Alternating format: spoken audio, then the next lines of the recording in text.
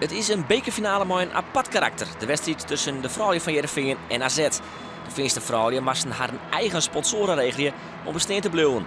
Dus dit de laatste wedstrijd is van de vrouwen uit Alkmaar.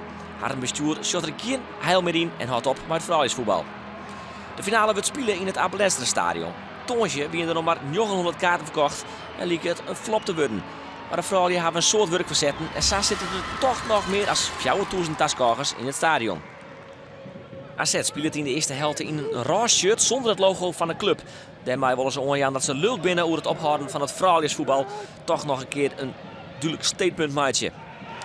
De eerste kans is van Sportclub Heerenveen. Hier maait de international Marije Brummel. Was je shit eens wat te hastig. En dus een redding van kiepster Loes Geurts, de Friese kiepster van de Alkmaarders. En dit is een levensgrote kans van Sylvia Smit, de oren international van Heerenveen. En waar is het Loes Geurts die op het goede pak zit? Ik Oranje International. Dan de eerste kans na een dikke tierspeling van de Alkmaarders. Balbezit van Karin Legemaat. Die helpt in één keer uit. Een aardig schot. En de redding van Roxanne van den Berg is heel vrij. Zij zorgt ervoor dat er nog net scoort is in deze bekerfinale. Hier het schot. De vingertopjes van Roxanne van den Berg.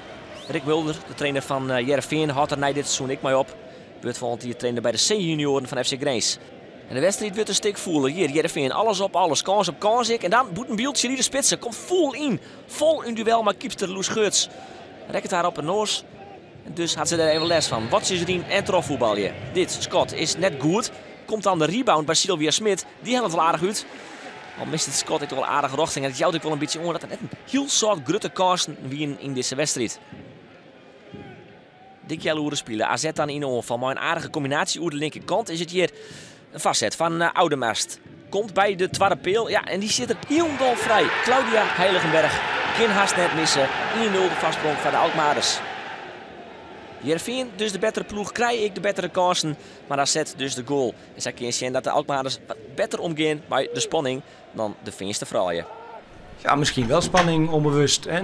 Dat als je een kans krijgt dat je denkt van ik mag hem niet missen. Ja, wie weet. Ik vond dat we hartstikke goed begonnen. Dus we waren er zeker niet minder, vond ik. Ja, als die bal er niet in wil, dan win je nooit een wedstrijd natuurlijk. Ik dacht dat wij de beste kans hadden de eerste helft totdat zij scoren. Want het is vaak zo, als je er zelf niet inschiet, dan vallen ze aan de andere kant. Dan de tweede helft van deze wedstrijd. En schrik net, het is gewoon AZ dat nog heel tijd op het veld zit. Maar ze had dus een gewone shirt naar onlutsen. Ze creëerden vod een aardige kans hier in de tweede helft. De ridder, maar weer een goede redding van Roxanne van den Berg. Ze zit hier goed te plak. Maar Heerenveen maakt vanzelfs op ziek naar minimaal die leak maken. En dat doet het ik. Voel in de tweede helft. Is ik de betere ploeg. Dit is een aardige mogelijkheid. Maar Gila van Eyck krijgt onder deze bal terug. Amber van der Heijden. Volle stekpasje. Jan komt ijs net goed om. Maar Judike Odeloos gaat er heel onder terug. En dan toch de grote kans van Oudemast. Heel vrij van de keeper. Maar de keeper van den Berg ze krijgt op het tiert bij. Hier mag van den Berg weer uitkomen. Die doet het ijs te let. En dus is het het doelpunt van AZ. 5 minuten vertierd. Heerenveen alles op alles zetten voor de overwinning. Maar AZ gaat er maar de overwinning van terug. Het is misschien een beetje een lullig doelpunt. Je denkt Roxanne van den Berg kiepster genau terug. Maar ze bleef stingen. En dus is het doelpunt van de ridder. AZ wint de beker.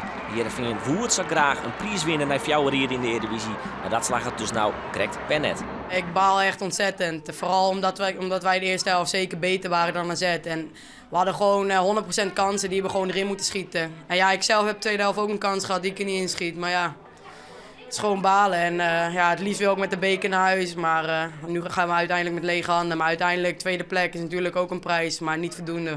Vanaf de winterstop gaat het al wat minder dan voor de winterstop.